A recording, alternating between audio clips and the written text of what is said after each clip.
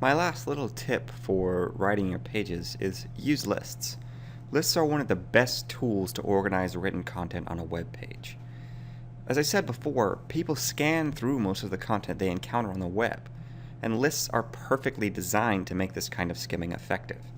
They allow readers to mentally check off each point as they read it. It also makes it easier, if you're writing a set of instructions, to read one, do it, and then find your place again. And it has this fantastic effect of breaking up text to further help you avoid that wall we saw earlier. Use numbered lists for instruction steps. So this example here is if you need to apply. It's got an action verb leading off each little phrase there, and it's really easy to follow these steps in order. And then use bulleted lists for items and options. So if you have the contact information there, people can skim past email if they're not going to email and go down to phone. A good rule of thumb is, if you're writing a sentence and you find yourself listing out more than two things, try it out as a list. A lot of times, it's just what the content needs. Okay, so here's our rewrite for lists. Let's just revisit the page we looked at for headings. The top content here basically lists out the different aspects of the program. It tells you how long the program is, where it's located, when the courses are.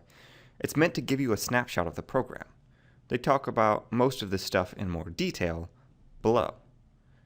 But if we change the way this content is presented from a paragraph to a list format, it makes it easier to consume.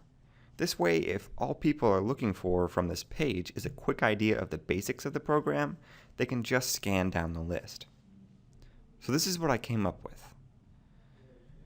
The important stuff is still here, even if it's a lot shorter.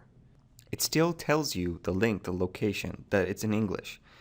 This is the stuff that people want to get at a quick glance, right off the top. But the content in this format is just easier to consume.